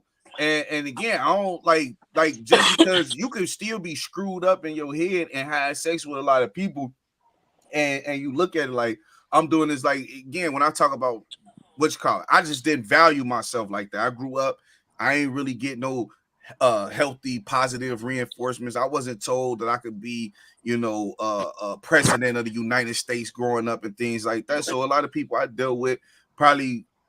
It wasn't the best ideal situation, but I knew, obviously as I grew up, like, yo, look back on the situation, like, okay, you did that to feel something. You really just wanted to, feel something. So now, I don't look back at it. Never like steer me like, oh man, I'm doing something wrong at the time, because this was just ways of dealing with stress or trauma or whatever as a kid. And then you learning how to cope. It's not until you get older. And again, depending on what you go through, everybody go through, different stuff. You might have grew up, your mom might not have been calling you fat nose ass bitch. That might not have been her ministry for you. It might have been more positive. Terrence, you can be whatever you want to be. So you coming into the world, you don't have that type of negative, emotions and stuff that's placed on other people that's growing up who make then find. And then again, like, even with my given situation, I know this for a fact. I grew up with abandonment or abandonment attachment issues. So when I did get with people, it wasn't a soul tie. It was more so like, oh man, I'm finding something I'm missing. I wasn't getting that positive reinforcement from my mom. So I'm dealing with the women on the outside, and they giving me some type of reinforcement I ain't getting from my OG. They ain't had nothing to do with me having sex when it was just a feeling that I wasn't getting at home type shit. So it's a lot of things that go into that. And even then, a lot of young men don't even talk about shit like that, because we just always talk to deal with our shit. And how do you deal with your emotions as a kid? You just go out and fuck everything you can to feel something. Well, that's what I was alluding to. Like, at some point, we become tainted with something, and so that leads to our decisions. And if coping is, coping mechanism is sex, drugs, or whatever, it taints our body. Like drugs taints our body, alcohol taints our body. It's at first it's positive, but then it's a negative. It's negative at the end of the day. Like, your liver or whatever. Of course, you got to flush it with water to repair your body. But sex is the same thing in my mind, where like you release those endorphins or that feeling, that orgasm, whatever, you have to repair. You know what I'm saying? But now you add the emotional, attachment to people that you probably never intended to like see ever again in life. Right. That's a fact. But now you gotta like think about it like, damn, I'm supposed to be with my soulmate now. Now I'm tainted. I got a bunch of soul ties and I don't remember none of their names. And that's what I'm saying. On the real, faces. On the real, I might see them in the street. Hey, oh shit! I'm damn. Huh? Yeah. That's what I'm saying. Now you got a bunch. Now I know women that have said, "Hey, you remember you was trying to?" Nope, I don't. Say. I don't. What did you just say? I think it was Drake. No, he said he has a whole lot of soul ties that he don't remember. What did you say after? No, I said shit. I'm the same way. Shit. Oh, okay. Yeah, same thing. That's why I'm telling T Night. But I get what T Night saying. Like Dylan, when I was younger, he's a good kid. Definitely when I were on the real, T Night grew up. Again, sounds good. That's why I'm saying like. Man, we cut from the same cloth. He's a good kid. Man, you're a good kid, man. You ain't. If we weren't kid, man. If we weren't cut from the same cloth, we wouldn't have been in the same school. You're a good kid, T-Night. You're a good kid. Nah, man. We went to the same school because we all from the same communities. We was in the same community. Before I went to Douglas, I was at a Catholic school or whatever, but my circumstances changed. And we all, because we was all in the same community. It was only because of finances. I remember going to T-Night crib, man. Where y'all was at on Ohio? On Ferdinand, there you go. You was in a two. Y'all was in a 2 flat, right? Something like that apartment. Yeah. I remember hanging off the doing crazy. Right. So based on what you said, T-Night, right? You said it was based on finances. So again. But I'm saying, as far as cloth, we are part of the same cloth. Yeah, but we ain't do the same stuff though. No, and how many brothers and sisters do you got on your mom's side? It's just me. There you go. It was 6. It was damn near 8 of us with 2 parents who damn near in their 30s. Like I'm 36 right now. I got a 19-year-old. Was from the street. So our mama them, right? Our mama was the one busting the tech in the streets. Time out. If I could remember, you all were the fucking smartest kids in the fucking school. Then they got see. This is what people. This is what you can't time that out, bro. Because y'all grades was like A's and B's. My shit was C's and D's. But that got nothing to do with you applying yourself. But what I'm saying is that we were all in the same circumstances. But you all, both of you all, I view y'all as like the smartest motherfuckers in the whole goddamn school. I remember both of y'all had, and y'all probably don't remember this. Y'all had Iowa test scores. Y'all was fucking 10s and 9s and shit. We was in 7th grade. Y'all were scoring at a 10th grade level. Respectfully. You know what I'm saying? And the rest of us were struggling. And I was trying to be like y'all.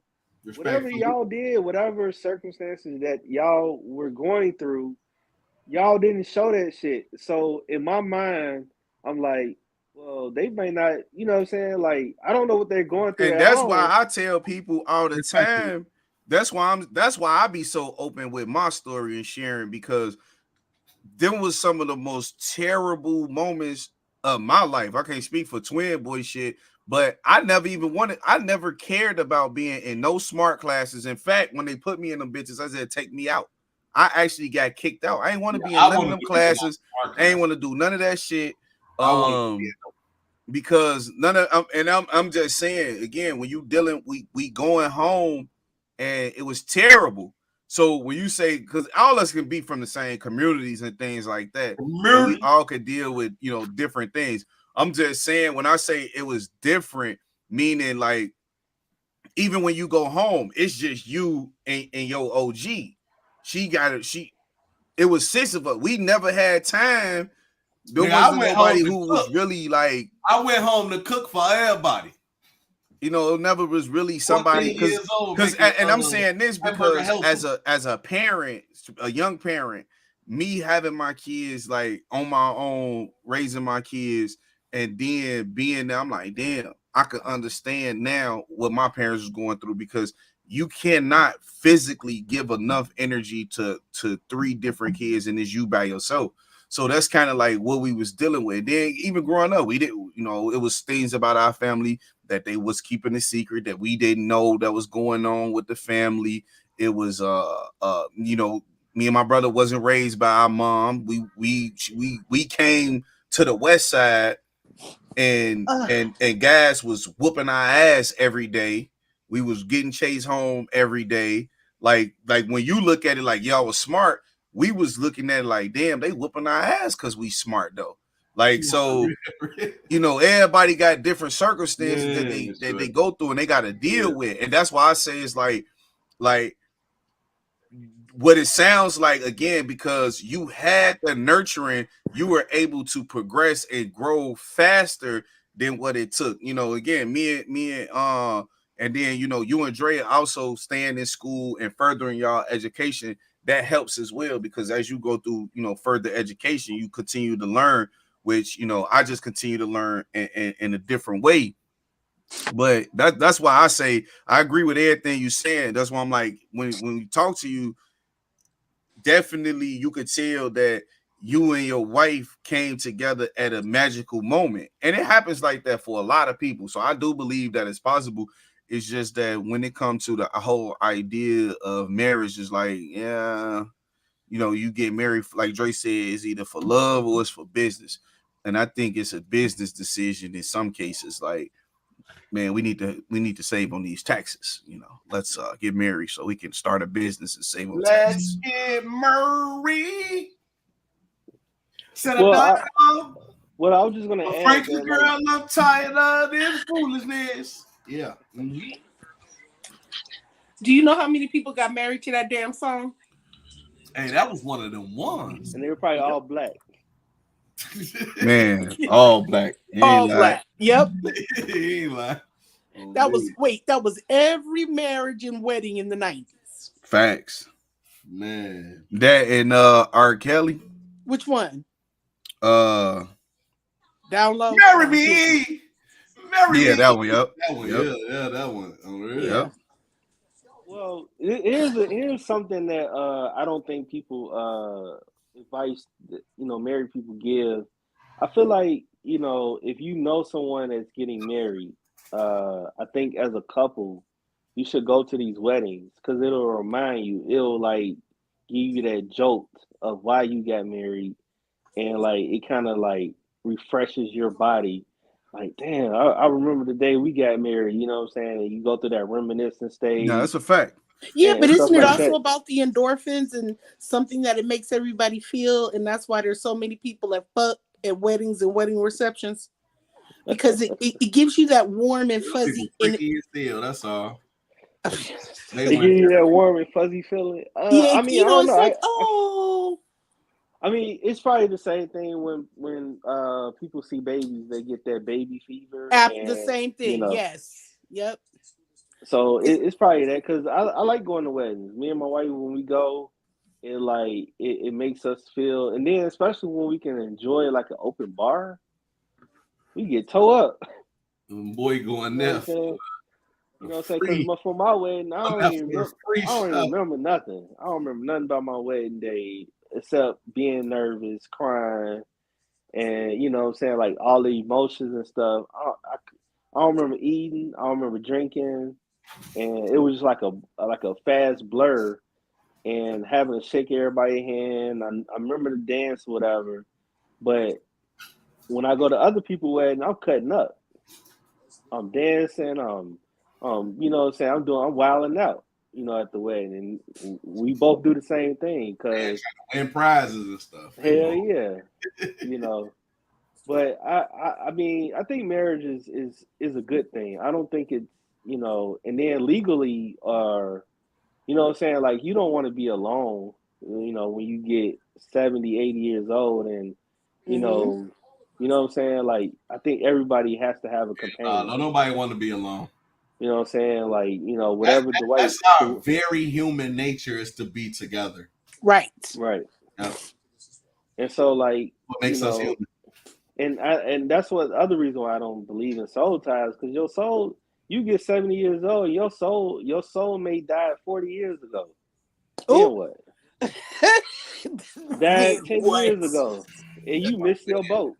You know what I mean? So that's why I don't really subscribe to like soulmate. You know what I'm saying? Like, I think like Mr. Rudis alluded to is like when you reach who you are as a person. And, like myself too, like when you reach that person, you meet that person at that time and you fall in love with the idea of that person because this is who you are in your mind, your maturity stage, and they see that maturity stage and then you grow from there. Yeah, and so that's what makes the thing about marriage beautiful is that even if you meet somebody and y'all sort of click up on the same page, then y'all can actually grow together. Like, and again, a lot of us from the inner cities in our communities, not just men, women as well, are coming into relationships and they're not fully who they want to be or need to be. Whether it's men still want to, feel like, hey, I still got it, or women want to still feel like they got it, or however you want to slice it. But a lot of people get into these relationships and they just not 100% who they need to be or appear to be. And then it's a good thing. Like me myself, I'm just constantly changing, so I'm constantly evolving and growing. So it's like my girl can't keep up with that because she's just always like, yo, so who, basically like, who is you this year? Who is you?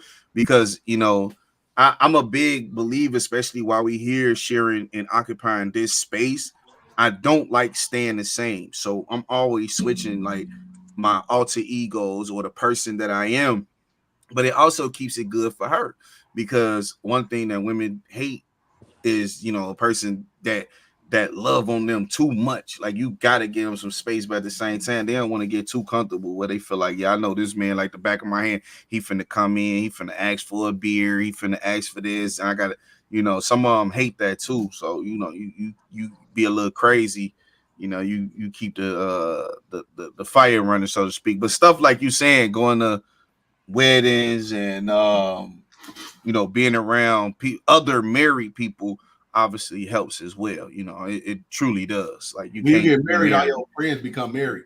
Mm-hmm. So yeah, I mean, here's another married advice. You ain't gonna be hanging around those single people. They gonna break your relationship up. I just want to see. My thing is, I just want to know rich married people. See, Knight and his wife a rich married couple. What are you talking about? That don't exist. People don't sleep. They don't have time for. Ain't that right, Mr. Rudis? You told me that. You rich, man. You and your wife rich as hell. No, didn't you say that at one point? Rich people don't sleep. They don't have time for a lot of the normal people stuff. No, I mean it depends on what rich you talking about. Because if you getting passive income, you can do what the fuck you want to do. See, Knight rich. Now, if you working like what Professor Councilman Rudis is doing, working 5-6 jobs, no, you don't got time to sleep. Because you chasing the bag. But if you got, it might take you 2-3 years, but if you build up your passive income portfolio, boy, you do whatever fuck you want to do. 2023, that's what I'm working on. I want to make $10,000 per month after taxes. That's why I started my business this year. I'm working on passive income. 2023, let's get passive income. Let's get it. 2024? Yep, 2024. Well, you got the foundation to start. It is over. You're right. Thanks. But see, that's why I started mine this year. That's why I'm like, I'd rather start my business this year, go through whatever I need to go through, because by the time I turn 40, I would love to start. I would rather have a business that's just, generating income and doing things like that. Like just off my job, I probably made the most money I ever made in my life just this year. We still got a couple more months left. So I'm looking forward to doing that on top of starting a business, and then doing stuff like that, just carrying on. I think that's one of you asked us a question earlier, Kim, about just working 40 years and then retiring and not necessarily having anything to show for it. And I think that's one of the biggest reasons is because, especially in our communities, we don't talk enough about finances, and we don't even let's be honest, we don't even have a $500 emergency, fund. So you could work for years. What you mean? What I mean, you the accountant. You don't know the statistics, bro. No, T-Knight, you're an accountant. That ain't accurate. This man rich, man. He could look like he rich, man. No, it's true. Him and his wife is rich, man. I used to work at a bank, so I know for a fact that people don't. That's when they get into a bind, they don't have the resources. I'm in a bind, Nate. So that's what I'm saying. So like some people couldn't even get a $500 Let's set it off. loan. People were in bad shape where they couldn't even get a $500 loan. And you get 6 months to pay it back, and you can't even get it because your credit is messed up, or so that's one of the things I think about, Kim, when it comes to how you can work for so many years and not really have much to show for. For one, this whole idea. That's why I said that's a what the hell? Am I still on? Yeah, that's why I said it's a world thing, because everything that you've been taught was go get a house, American dream, picket fence, with the kid and everything. Like, just to have a kid over that span of time, you probably need a good $100,000. That's just one kid. I think they said that the average that you'll spend from a kid from 0 to 18 is like $300,000. So again, if you ain't got $500,000, again, so imagine you got a kid, Then you trying to support your spouse, you want to take her out, you want to do stuff. So over time, yeah, you work, but you're doing stuff in between the work, right? So you're enjoying your life because that's what it is. Like I think y'all was talking about earlier how the owner of the company, he drives a beater versus the guy who works for the company, he drives a Beamer. Right. Like, yeah, exactly. The idea, but think about it though. The guy who owns, because I'm a guy who owns a company. I started 2 companies. Both times I'm coming out my own pocket with the money necessary. So when I get paid for my job, it goes to my business. So I'm only living within my means because I'm building something and because I'm forward thinking. I don't care about what I'm driving right now. That's why I see a lot of old men that drive top of the line Audis, top of the line. And how did they get that way? Because throughout their working years, when they were in their 20s and their 30s, they was stacking. They was putting their money up. They was making investments. They was starting companies. They was selling companies. And then they can afford a life when they're done, where now, again, they're getting residual passive income that's consistently coming in every month, whether they work or not. The problem with us, African Americans, is that the idea was get you a house, have you a kid, and then then your job will take care of you. When I was in my 20s, that's when I went through my first layoff. I was like, okay, everything they taught us was a lie.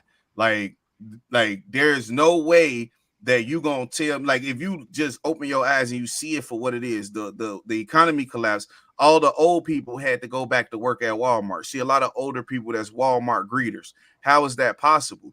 Because you were taught that Social Security was going to take care of you, which it don't. And most people don't even go to irs.gov to look up and see how much they can expect when they actually do retire. You were told to put your money in a 401k. Well, my thing about 401ks, which I never understood, was when that company fold, they never gonna tell you as the employee working for that company that, yo, we about to sell this motherfucker and the shares is finna go down to zero. You better take that money and get but that what money. They will do is give the vice president and the president a bonus, golden parachutes, a bonus. So I'm just saying, it's like the problem is us African Americans financially don't take care of our own financial responsibility. And I was telling my twin this because I'm like, man, as a parent, the best thing that I could have hoped for happened to me the other day. I'm talking to my daughter. She want to buy expensive stuff. And I can understand why. Growing up, I always bought her expensive stuff that I feel like I couldn't afford as a kid. But as I got older, I started learning about finances, I'm teaching that to her. So now she already got a leg up in the game where she's understanding, okay, I got me a whole nother account that I got money just going to that I don't even touch.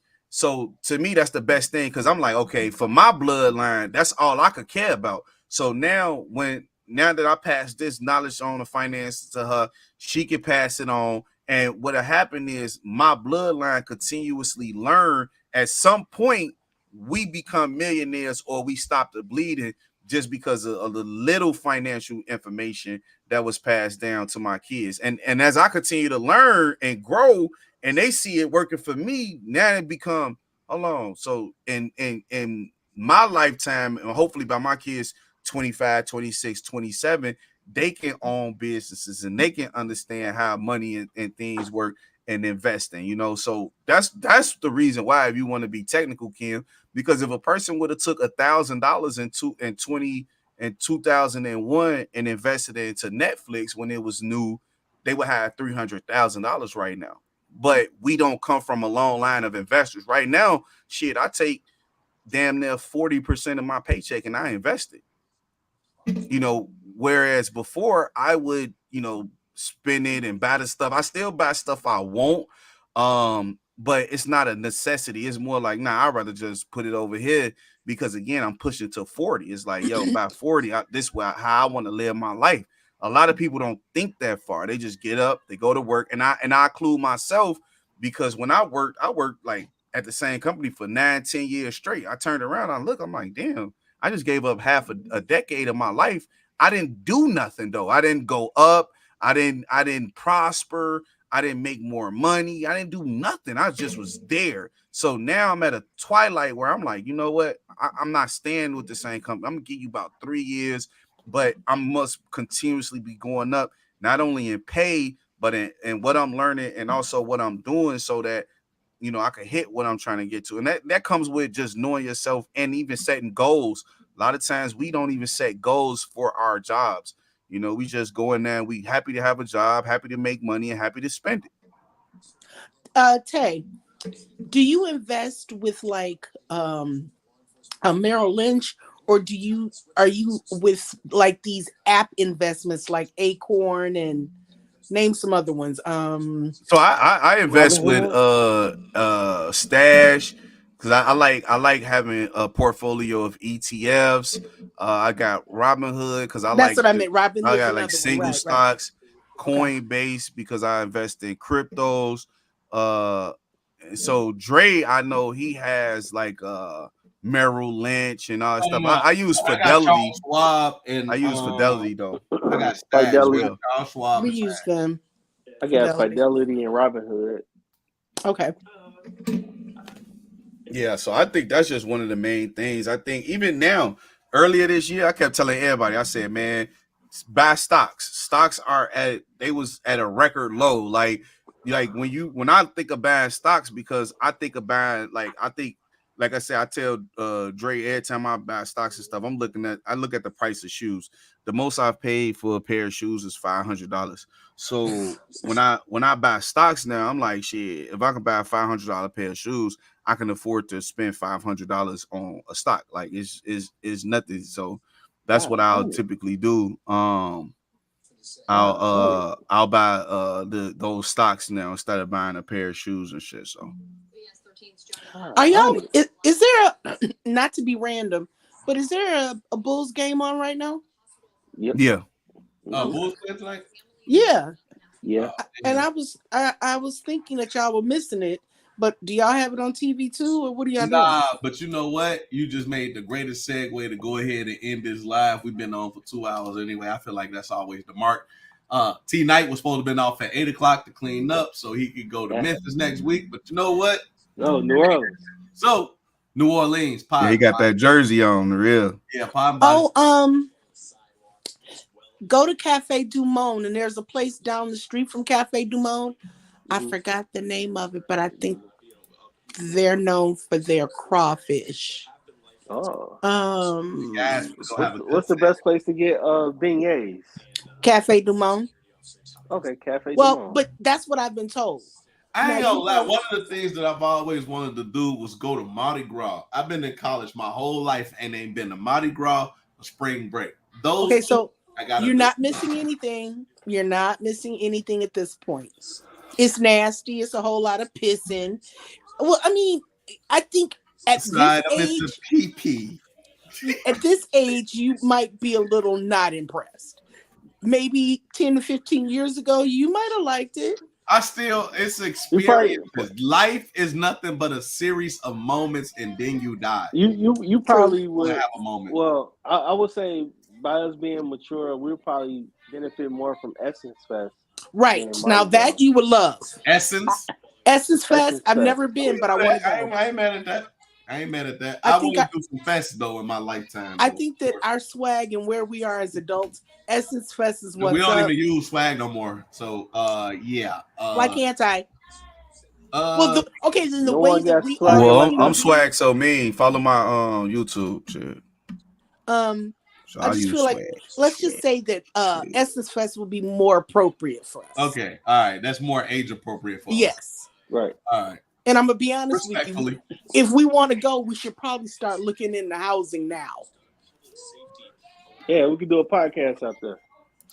Oh, that would be high. All right, y'all. I ain't finna go around the room. We don't need no final thoughts, y'all. This was no conversation all around. Y'all have a good night. Have a good night. Maybe next week, Wednesday, Nope. man, if y'all want to do it. And whatever y'all do, don't be butthurt. What, Joe? I don't get it. What that man? Oh, I don't get it. he's It's a too Dwight big to Howard be doing that, man. Too big to be. I just can't picture that guy that big doing that, man. That's crazy. All right. All right, y'all. How did you do that? Is that your phone? No, I'm on my